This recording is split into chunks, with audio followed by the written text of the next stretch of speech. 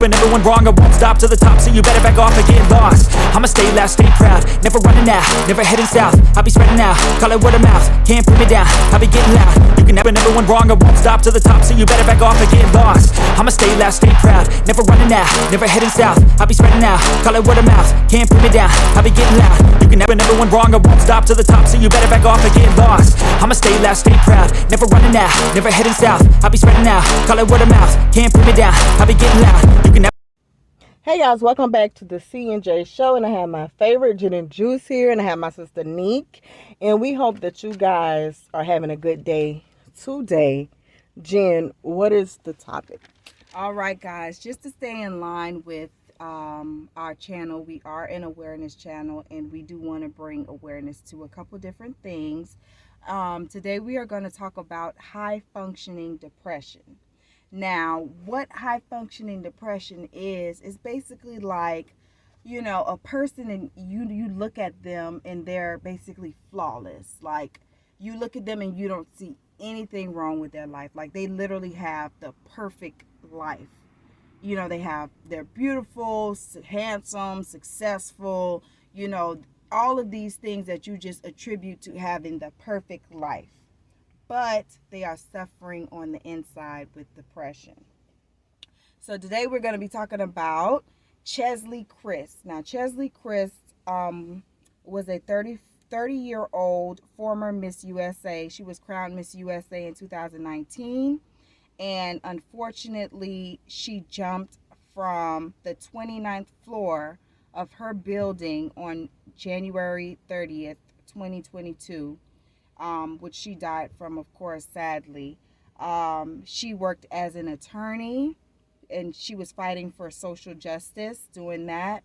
She was, you know, the former Miss USA, like I mentioned, and she also was a host on Extra, which is an entertainment network.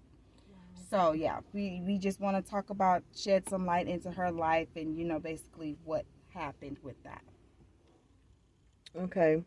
And NEEK, before we get started too, because Jen, you were saying that it's been like back to back cases where you see at one time, I believe, back in 2017, it seemed like either 17 or 18, it seemed like the youth, like in high school, seemed like they were committing suicide over different things. Remember we went through that phase where it's just like back to back. Yeah. And now it seems like it's coming back where you see more celebrities and these beauty pageant models and people that is very successful that we tend to think money, like everybody goes so hard so that their finances could be great, because we're taught that money provides happiness to a certain level, but we do to know that.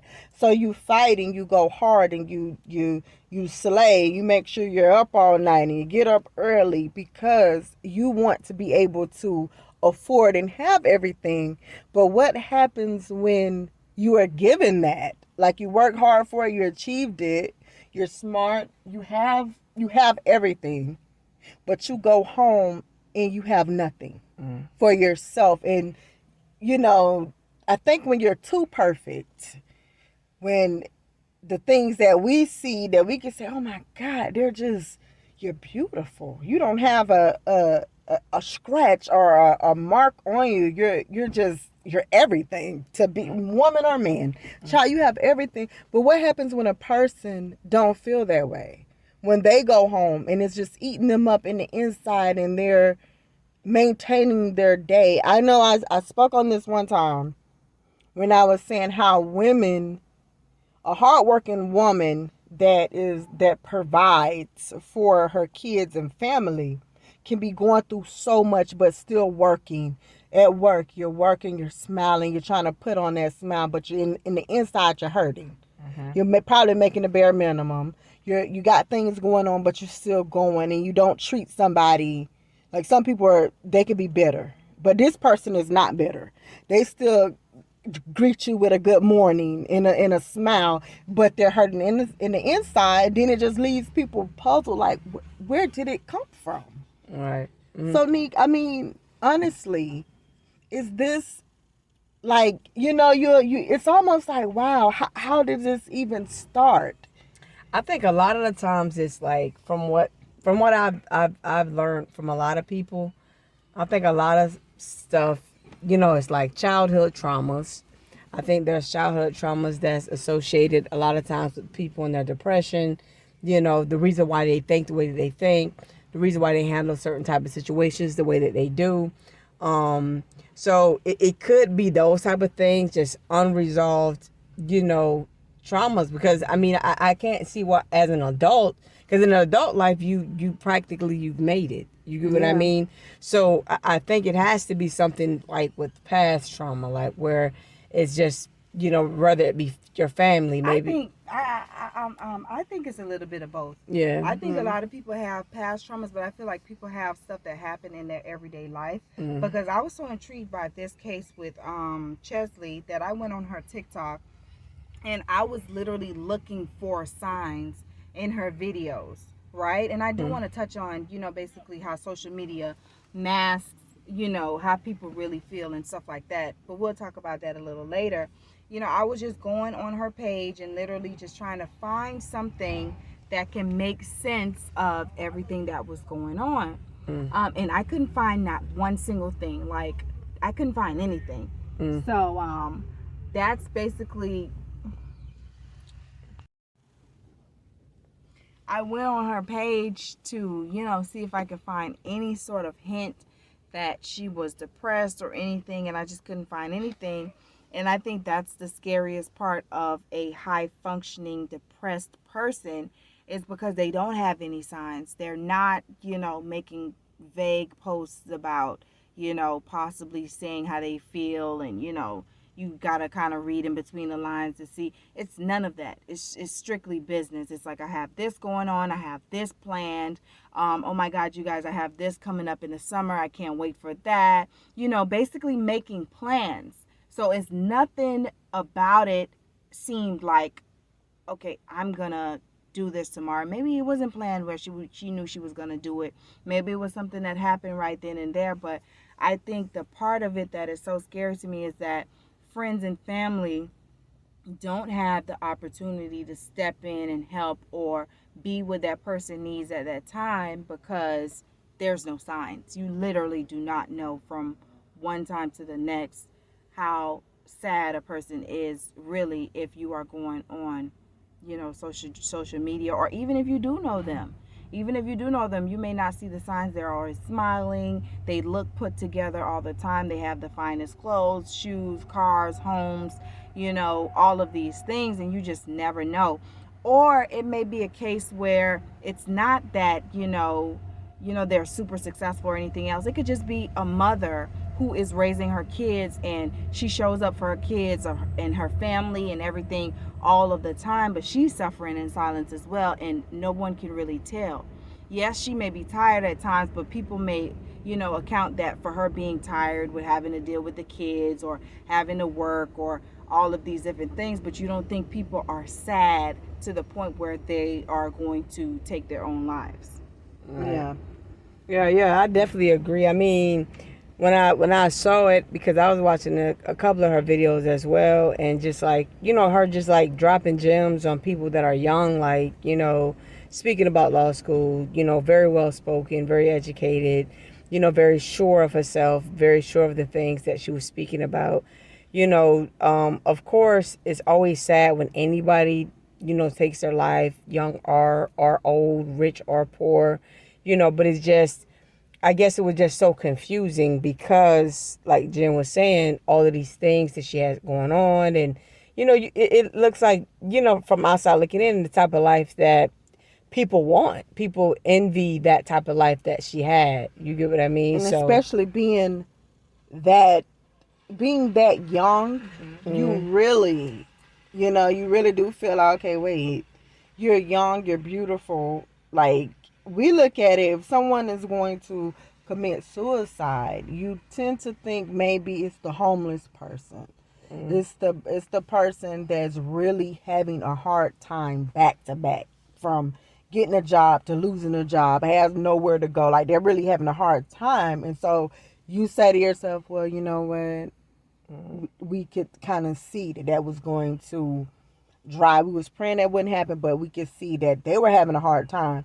But as it appears, that's starting to seem like that's out the question. No, definitely. Because I mean, even much for her, sorry to, cut, but like her, it was just like she's accomplished things that most people would only do one of those things. Most people are only, the pageant for like a USA pageant, or only, have achieved to become like a lawyer or attorney, or only have done like, being a host, or only have a popular, Instagram, TikTok page, or you know what I mean? Like, not everything. You get what I'm saying? It's fine printed. You know what I mean? So it's but Jen, you were saying something when you went on her page. Now, with me, when I seen a little clip, what I seen was, even though we see perfection, but I seen majority of the time when you see people that they already tell themselves either I'm gonna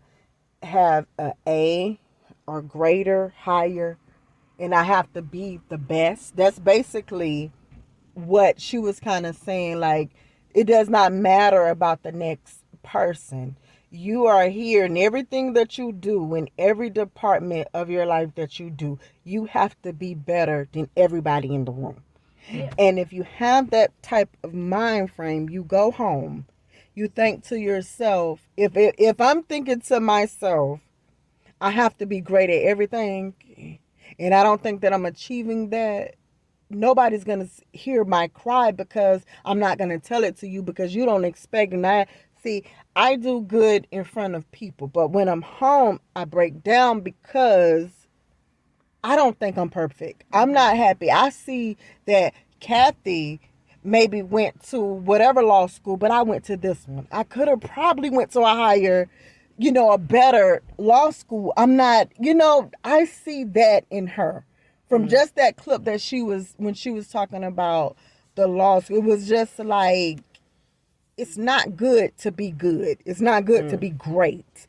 It doesn't matter what room you in, the temperature. It doesn't matter what's going on. You have to be better than the next at everything. But that's wrong. That is totally wrong. You need to be happy at some point with your own success. If you got a C, you should be happy with that C at some point. A B, a A. However, but with her, it's kind of like it was just saying, but this is what it should be. But see, I don't think it's anything wrong with wanting the best for yourself. I think it's wrong when you can't get over yourself. It's just like what Kobe Bryant said one time, one of his interviews, was like, he had to learn how to get over himself, right? Like, you go out there and you win the game-winning shot and you feel great about it. The next time you don't do it, you beating yourself up for the next week. And I feel like that's the thing, when that winner's mentality. Like, you get what I'm saying? I feel like that's what I know, but I'm just saying it's okay if, you get what I'm saying? You just have to have a balance. You have to have a balance. It's okay, like, get over it next time. You know what I'm saying? I know how I felt about that C, so I want to work hard. I know that that's not me. C is not me. That's not the end of it. You got to go, and you got to keep going. You got to keep pushing and things of that nature. But I think with her, she just had like that, it could have been, I mean, I really don't know what it could have been for her. What I'm going to say is, I think what we've seen is like the tip of the iceberg. It's so much more going on underneath that we don't know about, or what we can speculate about. Yeah. There's a saying, too much, what is it? Too much is expected, much is required, or something like that. Right. But I think those people should be given a lot too. They should be given a lot of love. They should be given a lot of affection. They should be given a lot of assurance. You should check up on these people. The strong people, right? Yeah. And I think when you have this mentality, a lot of kids are brought up where they are congratulated on their success. So you don't feel good enough unless you're succeeding, right? Which she was succeeding. But I feel like it's a certain pressure that puts on a person to succeed at every single thing that they do. And having that pressure from your child to an adult, you don't see any way out of that pressure, and just being able to just relax and make your mistakes and be you and your authentic self.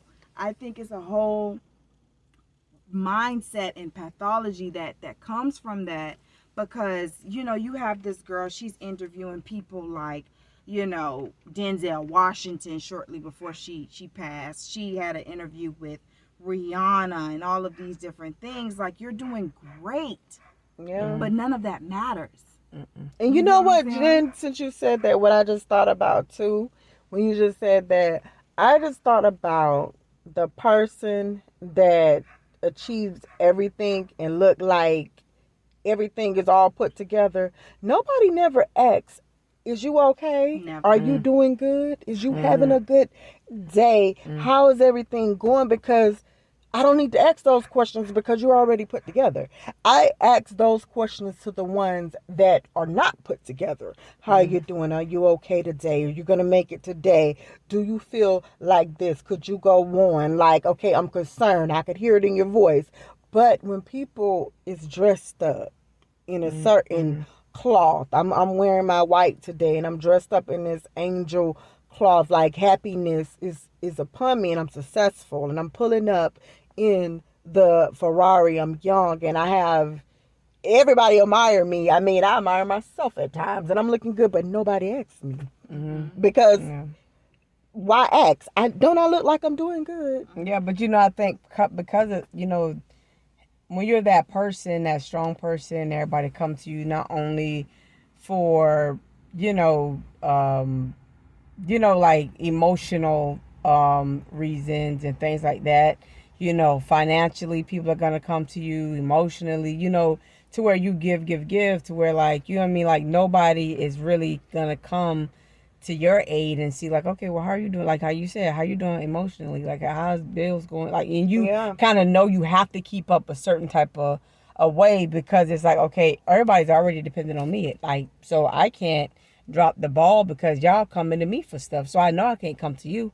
And that makes it worse. It's just like the person that has the money, and at the moment things are it's not going right, they will continue to do the same thing that they're doing, giving the money to the parents, giving it to this person, still doing this, knowing that your money is looking a little funny. But that happens to Fantasia was about to, well, I think she did go back at one point, or almost very close to it. Same thing, the guy, you remember Eddie, I forgot his last name, but he was a comedian with oh yeah, I know him. Eddie, him. The same thing with him. And I'm pretty sure a lot of other celebrities as well, and ball players, whatever. And just people in regular life as well. I think Jim Carrey, what was that guy, Mr. Doubtfire, Mrs. Doubtfire? Oh, Robin Williams. Yes, I was so hurt with him, because I'm like, this man is so funny, though. He had a terminal illness that he said that he wasn't gonna, I guess he wasn't gonna live through that. Yeah. Oh, okay, that was reason.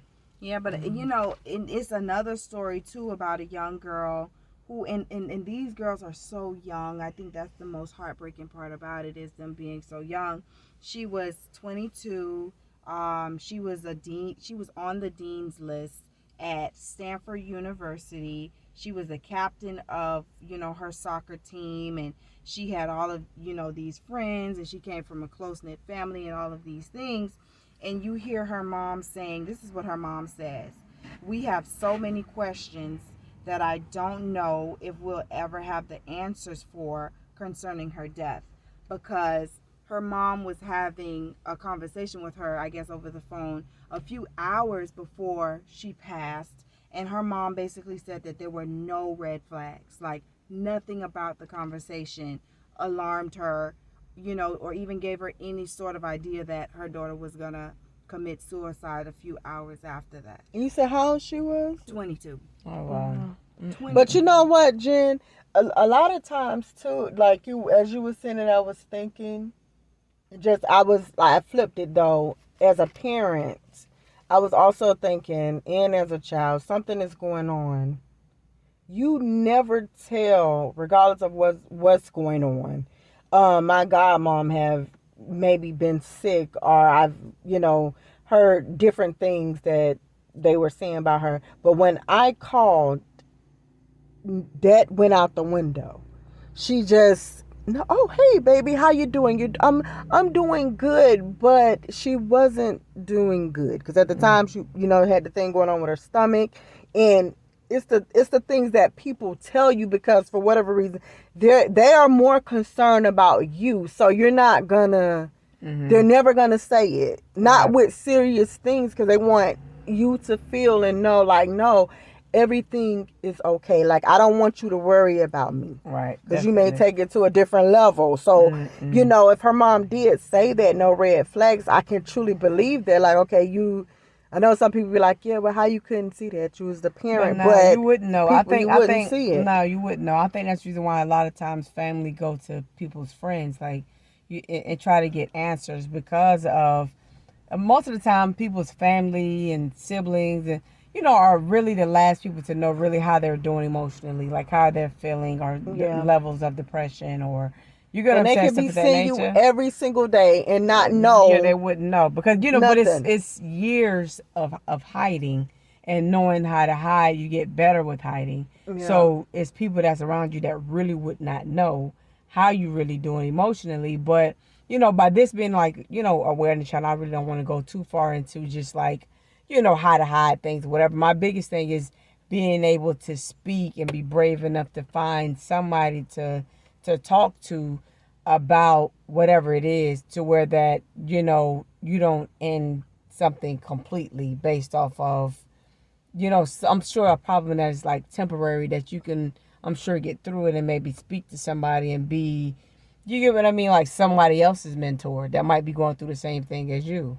Yeah, and two, guys, we're gonna have a part 2 with this, because we really do not want it to be too long, because we know certain topics can get long, but it is something that everybody needs to hear, and they really do need to hear this. So before we close, Jen, if you can speak, and we'll just do this, if you could speak to that person that is feeling this way or going through this, what encouraging words would you tell them?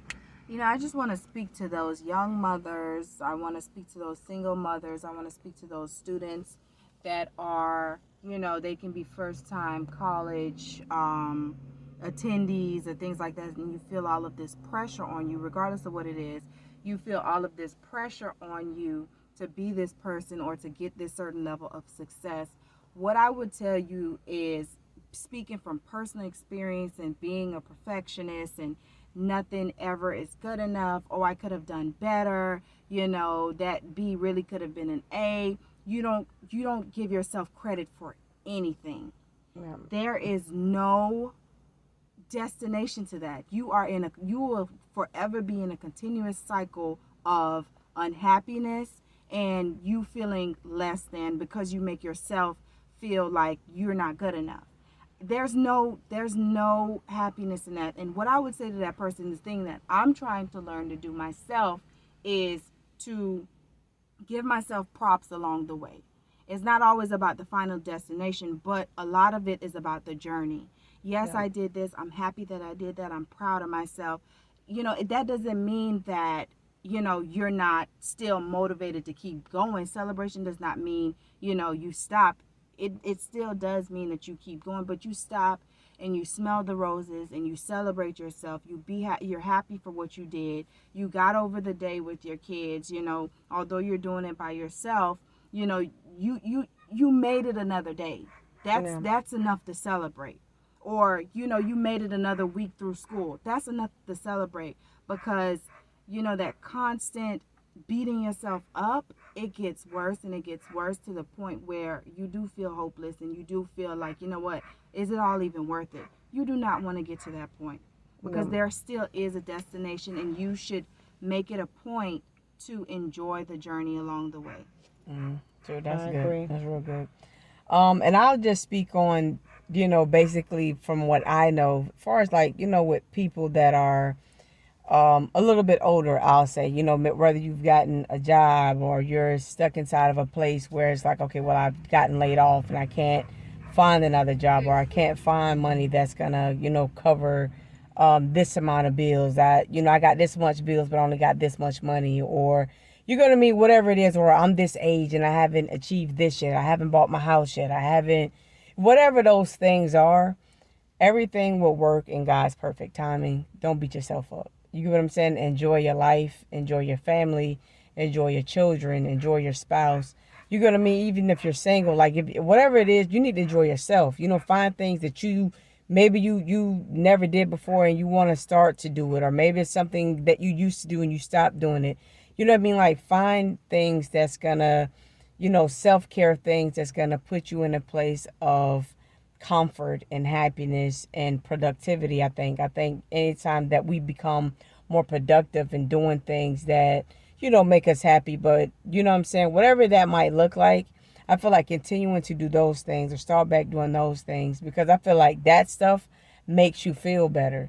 You get what I'm saying? Rather than just going for the small things. for the small thing. It could be just something simple like, I'm gonna go go take a walk on the beach. I'm gonna take a walk on the park, or I'm gonna take my kids to the park. I'm gonna go, whatever it looks 5 like. minutes of coffee by myself, just being grateful and Right. I feel like those things are so important because there's so much going on in the world, and everything is at the forefront. Because you got Facebook, you got Instagram, you got all of these things, and people are putting on this image, and you feeling like, okay, well, this one did this, or that one did that, or you know what I'm saying, not realizing that it's like a lot of these things are a facade. A lot of these things are not even real. You know what I mean? So it's kind of like, focus on you, bet on yourself, congratulate yourself, as Jen was saying, and you'll see small changes over a period of time, or it will be a huge change. You wouldn't even, you don't even realize. So